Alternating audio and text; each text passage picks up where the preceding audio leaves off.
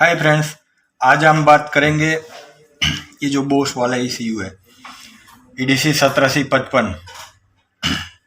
काफ़ी सारी गाड़ियों में ECU लगा हुआ होता है और इसको ख़राब होने की जो नौबत आती है, समझो कि ये ख़राब कैसे होता है।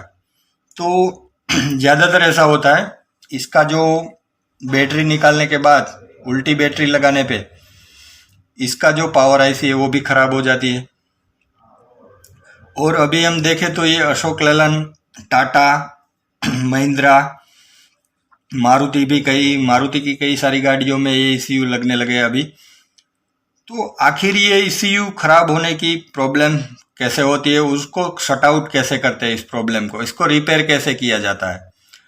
सबसे पहले तो हमें ये जानना चाहिए कि ECU खराब होने से पहले इसमें क्या हुआ था, ये हमें जानना पड़ता है। और ये सब सारी चीज़ें हम कस्टमर के से जानने के बाद हम उसी डिसीजन पे आ सकते हैं कि आखिर ये ख़राब हुआ है। तो पहले तो हमें ये समझना चाहिए कि ECU खराब है या नहीं। ये EDC 1755 है, 4 सिलेंडर वाला। अभी हम महिंद्रा में भी जाएंगे तो ये 2 सिलेंडर वाला जैसे मैक्सिमो आती है, और टाटा की एस आती है 2 सिलेंडर वाली। इसमें भी यही हार्डवेयर लगता है। थोड़ा फर्क रहता है, अंदर कंपोनेंट कम ज़्यादा होते हैं और MCU में थोड़ा फर्क होता है, पर वैसे ये ECM की थ्योरी सबकी सेम ही रहती है। इसके जो पिन आउट्स होते हैं वो भी सेम ही रहते हैं। तो ये हम पता कैसे कर सकते हैं कि ये ECM खराब हुआ। इसके लिए हमें हमारे पास वायरिंग की पूरी नॉलेज होनी चाहिए। इसके पिन आउट्स होने, मैंने अगले वीडियो में भी बोला था कि इसके जो पिन आउट्स होते हैं वो हमें पता होना चाहिए कि इसकी इग्निशन कौन सी है, ग्राउंड कौन सी है, मेन रिले का इनपुट कौन सा है, आउटपुट कौन सा है, वो भी हमें पता होना चाहिए। अगर हमें ये बात का पता नहीं है तो हम ये काम नहीं कर पाएंगे। और समझो कि पता ही नहीं है कि इसमें इनपुट कौन सा है, आउटपुट कौन सा है, तो गाड़ी में ऐसे ही वायरिंग चेक करते रहेंगे और हम काम नहीं कर पाएंगे और गलत डिसीजन दे बैठेंगे। तो जब हमें ये पता ही नहीं कि हमें ये ECM खराब है या वायरिंग में प्रॉब्लम है, तो हम ये काम आगे नहीं बढ़ा पाएंगे। तो इसके लिए हमारे पास इसके जो सारे पिन आउट्स होते हैं वो होना ज़रूरी है। पिन आउट्स के बिना हम ये काम नहीं कर सकते। अगर हमारे पास पिन आउट्स नहीं है तो हम गाड़ी में से भी निकाल सकते हैं, पर उसमें प्रॉब्लम ये हो सकती है कि वायरिंग खराब है और पावर नहीं आ रही ECU के सॉकेट में। समझो कि यहाँ पे पावर नहीं आ रही, तो भी हम गलत साबित होंगे कि हमें पता ही नहीं है कि भाई ये वायरिंग में प्रॉब्लम है या ECU में। अगर समझो कि हमने ये पता भी कर लिया कि वायरिंग में प्रॉब्लम नहीं, अंदाज़ा लगा लिया हमने, या तो दूसरी गाड़ी का ECM लगा के इस गाड़ी में डाल के देखा कि भाई चेक लाइट आ रही है, सब कंप्लीट है और ECU में प्रॉब्लम है, तो भी हम कई बार ऐसे फंस जाते हैं कि चलो भाई ECU में प्रॉब्लम है, अब इसको खोलना है। देखो भाई, खोलने का भी एक तरीका होता है। अगर हम गलत तरीके से इस ECM को खोलेंगे तो भी ये PCB खराब हो सकती है हमारी, और कस्टमर की कंप्लेंट भी आ सकती है कि भाई आपने मेरा ECU खराब कर दिया और आप हमें नया लेके दो, मेरे ECM में कुछ प्रॉब्लम नहीं थी। तो हमें ये पहले तो जानना चाहिए कि आखिर ये ECU खोलते कैसे है। पहला स्टेप यही होता है कि पहले हम ECU खराब है या वायरिंग में प्रॉब्लम है ये भी जान पहचान कर ले। फिर आ गई बात ECU खराब है उसी बात पे, तो हमें ये ECU खोलना कैसे है। कभी कभी ऐसा होता है कि हम जब जज्बाती होके ECU खोलने लगते हैं। देखो, ये ECU अभी खुला तो नहीं है, चिपका हुआ है, आपको मैं दिखा दूं। इसको गलत तरीके से खोला गया है। अभी ये साइड खुली नहीं है और यहाँ से खोलने की ट्राई की हुई है। ये जीनियो का ECM है, जीनियो का सेट हमारे पास रिपेयर होने आया है। देखो, ये यहाँ से खोलने की ट्राई की गई हुई है, तो ये खोलने का गलत तरीका है। कभी कभी ऐसा होता है, हमारा स्क्रू ड्राइवर है जो यहाँ से हम लगाते हैं और यहाँ से घुस गया, समझो। तो ये जो हमारी पीसीबी है, ये जो हमारी पीसीबी है डैमेज हो सकती है और रिपेयर होने का चांसेस भी कम हो सकता है। तो ये जो पहला स्टेप होता है हमारा ईसीयू खोलने का, वो हमें तरीका मालूम होना चाहिए कि आखिर ये खुलता कैसे है। मेरे पास जो स्टूडेंट है अभी, उसको मैंने सीखने के लिए है, उसको मैंने ट्राई करने के लिए ईसीयू खोलने को दिया कि भाई आप लोग कैसे इस ईसीयू को खोलते हो। वो कभी कभी वहाँ उसके वर्कशॉप पे ये काम करते थे और ईसीयू खोलते थे। तो मैंने पूछा चलो भाई आप मुझे दिखाओ आप ईसीयू कैसे खोलते हो और मुझे बताओ इसका, आपके पास कुछ नया जुगाड़ है, नया कुछ आइडिया है आपके पास, तो आप मुझे शेयर करो ताकि मुझे भी पता चले कि भाई ईसीयू इस तरीके से खोल सकते हैं।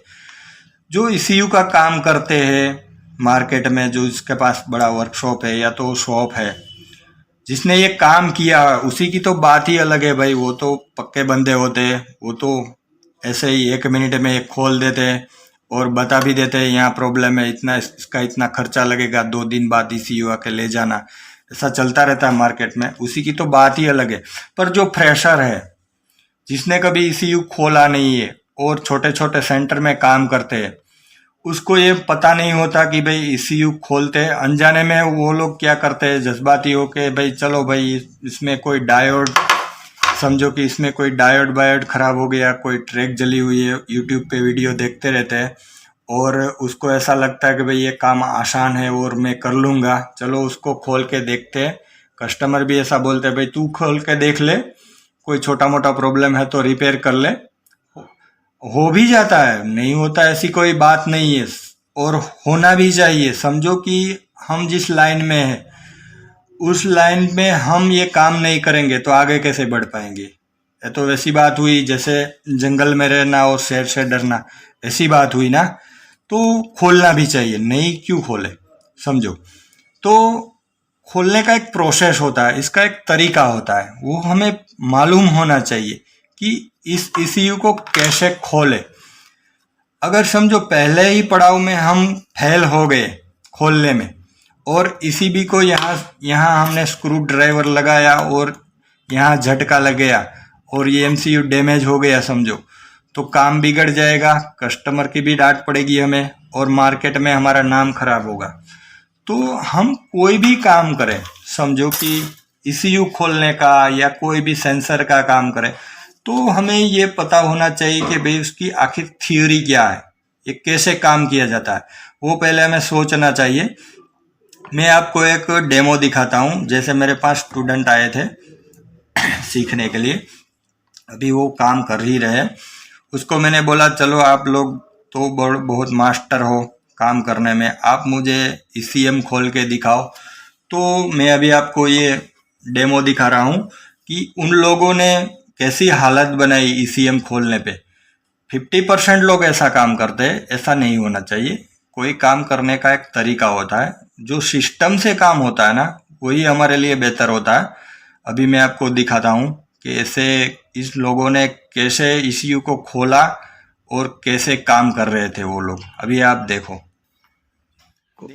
देखो भाई, ये 1755 वाला ईसीएम है। इसको खोलने का भी एक तरीका होता है। कई बार ऐसा होता है, ये जो केमिकल ट्यूब लगाई हुई होती है वो कभी कभी खोलने में हम इसी ही पूरा ख़राब कर देते हैं। तो समझो कि एक बार खोला हमने, वो सही से खुल गया। सारे ईसीएम ऐसे नहीं होते, कभी कभी खोलने में भी परेशानी आ जाती है।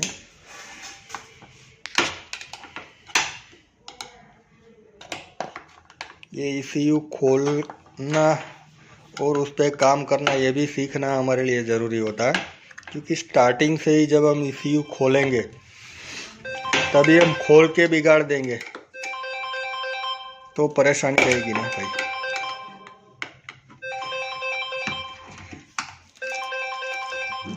ये थोड़ा हार्डली होता है।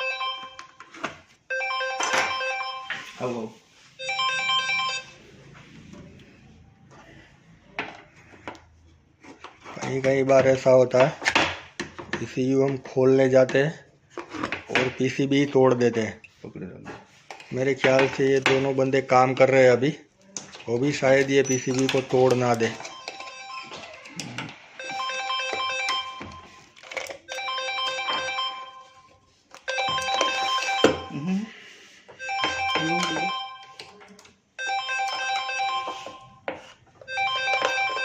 कभी कभी ऐसा होता है। साइलेंट कर दूँ?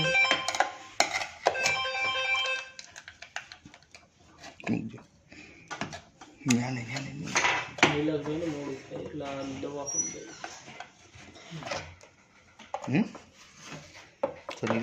समझावी तरी है, तू समझी ले नहीं।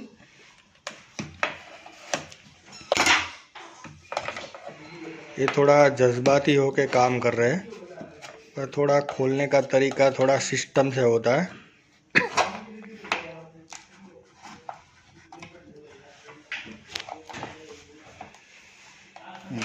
कभी कभी इसको हॉट एयर गन लगा के गर्म करके या तो साइड में पेट्रोल लगा के भी खोलते हैं, तो भी ये आसानी से खुल जाता है।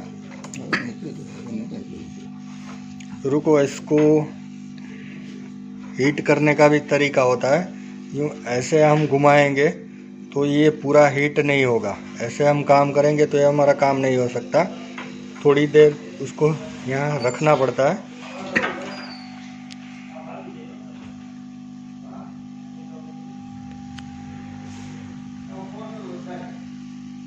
धीरे धीरे आगे बढ़ो।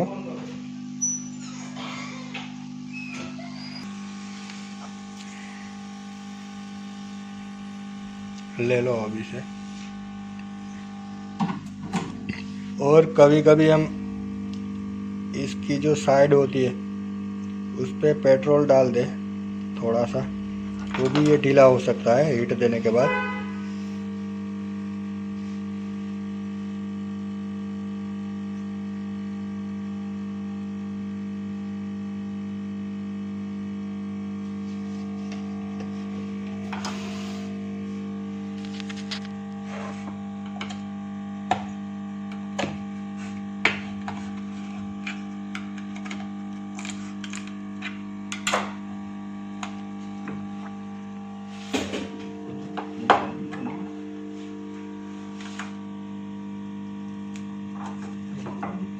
इसको यहाँ ब्लेड लगा दो। ब्लेड ले लो।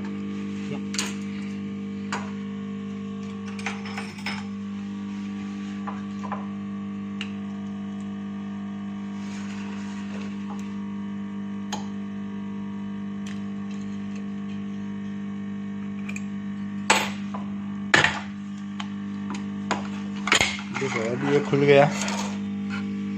अब होता ये है कि ये जो साइड वाली ट्रैक होती है, ये जो साइड वाली,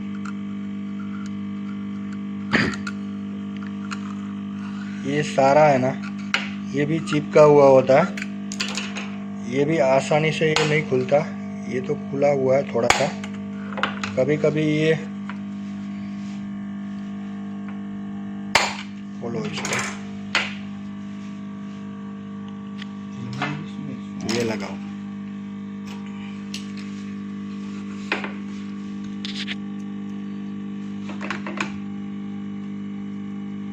ये इसको खोलने का गलत तरीका है, इसमें पीसीबी डैमेज भी हो सकती है। हम कभी कभी ईसीयू खोलते हैं तो ऐसे ही खोलते हैं। अब इसको साइड से यहाँ लगा दो।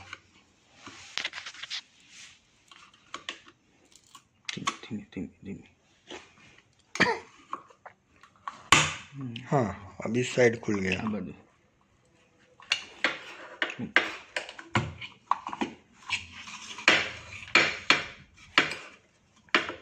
देखा आपने भाई कैसे उसकी हालत कर रहे थे ईसीयू की। 50% ऐसा ही होता है मार्केट में, क्योंकि उन लोगों को ये खोलने का तरीका मालूम नहीं होता और ईसीयू डैमेज भी हो सकता है। पर हम जो काम करते हैं, वो जो खोलने वाला वीडियो है ना, ये जो लोग खोल रहे थे, वो वीडियो खोलने की प्रोसेस भी हम आगे बनाएंगे। इन लोगों ने हमें कि खोल के तो दे दिया, और समझो कि यहाँ पीसीबी डैमेज हुई थी हमारी, उसका जो स्क्रू ड्राइवर यहाँ पे लग गया था और डैमेज हो गई थी हमारी ये पीसीबी। वो तो कोई बात नहीं, पर कभी कभी क्या होता है कि जब हम जिस एरिया में काम करते हैं उस एरिया में कभी कभी ECU अवेलेबल भी नहीं होता है, कहीं बाहर से मंगवाने पड़ते हैं और गाड़ी 4-5 दिन ऐसे ही पड़ी रहती है। जो हमारे पास काम आया था वो तो हम कर नहीं पाए और काम हमने बिगाड़ दिया। अब आई बात ये खोलने के बाद इसमें खराब क्या होता है, वो बात हम करते हैं। समझो कि मैंने पहले भी बोला है और अभी भी बोल रहा हूँ, कोई भी काम करने से पहले उसका जो सिस्टम होता है, उसका जो प्रोसेस होता है, वो हमें पता होना चाहिए कि हम आखिर ये काम क्या करने जा रहे हैं और कैसे करना है, कैसे हम काम करेंगे, वो हमें पता नहीं। तो समझो कि मैंने पहले भी बोला, पिन आउट्स नहीं होंगे, तरीका मालूम नहीं होगा, तो क्या होगा, ये पीसीबी खोल के, जैसे मैंने अभी खोली, अभी समझो कि मैं अनजान हूँ, ये सब जानता नहीं हूँ, इसका फंडा क्या है, इसका इनपुट क्या है, आउटपुट क्या है, तो हम क्या करेंगे, इसको खोल के देखेंगे कि प्रॉब्लम कहाँ पे। प्रॉब्लम कभी कभी ऐसा होता है पीसीबी भी डैमेज नहीं होती और सब सही तरीके से सब लगा हुआ होता है, फिर हम इसको 5 मिनट या 10 मिनट ऐसे घुमा के रखते हैं कि इसमें प्रॉब्लम क्या है, क्योंकि हमें तरीका तो मालूम नहीं कि भाई ये डैमेज है, ये डैमेज है, ये प्रॉब्लम वाली है, ये इंजेक्टर वाली आईसी है, वो प्रॉब्लम वाली है। तो क्या होता, हम इसको घुमाते रहते और देखते रहते क्या हुआ होगा, आखिर इसमें क्या प्रॉब्लम है। तो मेरा ये बोलना है कि जब तक हमें ये प्रोसेस क्या है, इसकी इनपुट क्या है, आउटपुट क्या है मालूम नहीं, तब हम ये ECM रिपेयर नहीं कर पाएंगे। मास्टर लोग है उसकी तो बात ही अलग है भाई, वो तो देख के ही बोल देंगे भाई इसमें ऐसा प्रॉब्लम है, ये करना पड़ेगा। जो नए हैं, फ्रेशर है, उसके लिए ये प्रॉब्लम आ सकती है। तो ये जो सारे ECM है, मेरे पास कई सारे ECM रिपेयर होने आते हैं। जैसे कि मैं आपको बता दूं, ये सारे 1755 वाले ये रिपेयर होने आए हैं और थोड़े बहुत हो गए, थोड़े पे अभी काम चल रहा है क्योंकि मेरे पास ये टाइम कम रहता है। समझो कि ये जो सारे 17C04, समझो मैंने पहले बोला था आपको, ये 17C04 वाला ECU है, अभी क्लियर नहीं दिख रहा। हाँ, ये 17C04 है, 17C63 वाला भी आता है। ये सारे, ये कोई अलग वाला नंबर होता है, ये भी आता है। तो हम ये बोल रहे हैं कि ये जो सारे गाड़ियों में ECU लगे हुए होते हैं, उसका हमें तरीका मालूम होना चाहिए। अभी मैं आपको दिखा दूं कि ये आखिर ये तरीका क्या है, इसको समझने का, रिपेयर करने का प्रोसेस क्या होता है। तो सबसे पहले तो हम ये बात करेंगे कि इसके जो पिन आउट्स होते हैं, समझो कि ये 4 सिलेंडर है, 2 सिलेंडर है, उसके जो सारे पिन आउट्स होते हैं वो हमारे पास अवेलेबल होना चाहिए। और रही बात ये जो MCU की, इसमें जो कंपोनेंट्स लगे हुए होते हैं वो क्या होता है, समझो कि ये ड्राइवर IC है, ये EGR वाली IC है, ये सारा फंडा इंजेक्टर का है, ये सारा का सारा, और ये इंजेक्टर ड्राइवर IC है और पावर IC भी है, उस पावर का भी मैनेजमेंट इसमें होता है। ये MCU है, समझो कि ये पावर IC है। ज़्यादातर ये बैटरी के जो उल्टे तार लगा देते हैं, यहाँ रखो, कभी कभी गाड़ियों में उल्टे तार लगा देने से ये IC डैमेज हो सकती है। ज़्यादातर इसमें प्रॉब्लम ये IC में ही होती है।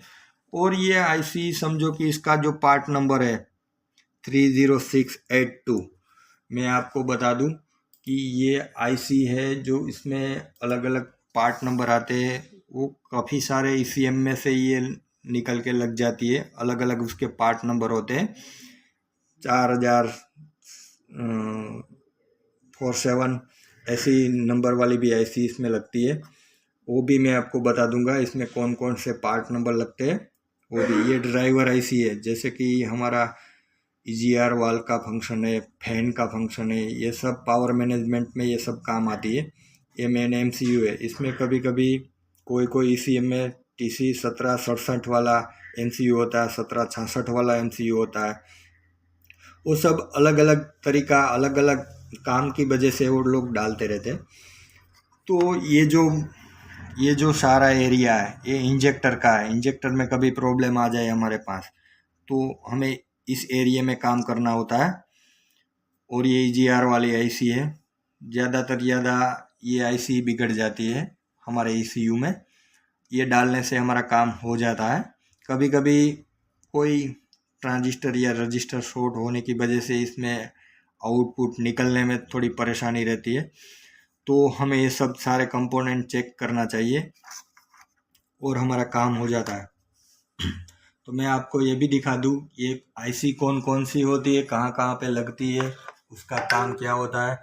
समझो कि ये पावर IC मैंने पहले भी बताया था, ये MCU है। ये जो इंजेक्टर का जो काम होता है गाड़ी में, इंजेक्टर फायरिंग का, ये सारा इसी में ही आता है। इस एरिया में ही काम करना पड़ता है इंजेक्टर लाइन का। हाँ, और मैं आपको ये बता दूं, ये मेन MCU है। इसमें पावर का प्रोसेस क्या होता है, और समझो कि ये वोल्टेज की बात जहाँ पे आके खड़ी होती है, तो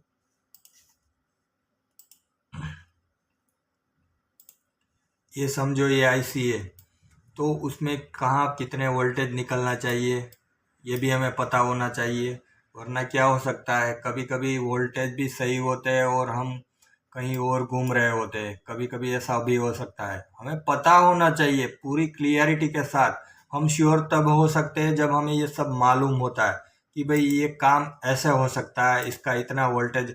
समझो कि ये जो ट्रांजिस्टर मॉसफेट ये सारे लगे हुए होते हैं, ये सारे उसमें कितने वोल्टेज आने चाहिए, कितने वोल्टेज बनते हैं, सब हमें पता होना चाहिए। जब तक हमें ये बात का पता ही नहीं, तब ये क्या होता है, हम काम तो करते हैं, हमें ऐसा लगता है कि हम काम कर रहे हैं, पर ये काम नहीं होता, गलत तरीका होता है काम करने का। समझो कि ये जो वोल्टेज है, ये सारे के सारे वोल्टेज भी हमें पता होना चाहिए। इसमें कैन लाइन भी आ सकती है। जब हमारा स्कैनर कनेक्ट नहीं होता तो ये IC जो पावर IC वाली बात होती है, तब इसमें कैन लाइन भी इसमें ही अडेप्ट होती है, के लाइन भी इसमें ही होती है। और इसमें जो 5 वोल्ट, 3.5 वोल्ट, 1.5 वोल्ट, ये इतने वोल्टेज जब निकलेंगे नहीं, तब ये काम हमारा होगा नहीं। ये भी हमें पता होना चाहिए। कभी कभी ऐसा होता है कि ये जो 4.5 वोल्ट है वो यहाँ से डायरेक्ट जाता है इस IC में, तो ये ज़्यादातर ऐसी प्रॉब्लम होती है ECM ख़राब होने में। ECM में चेक लाइट नहीं आती तो ये IC भी ख़राब हो सकती है हमारी। और MCU की बात करें तो इसमें से जो वोल्टेज निकलते हैं वो MCU में जाते हैं। MCU में जाने के बाद ही हमारा काम होता है। और रही बात,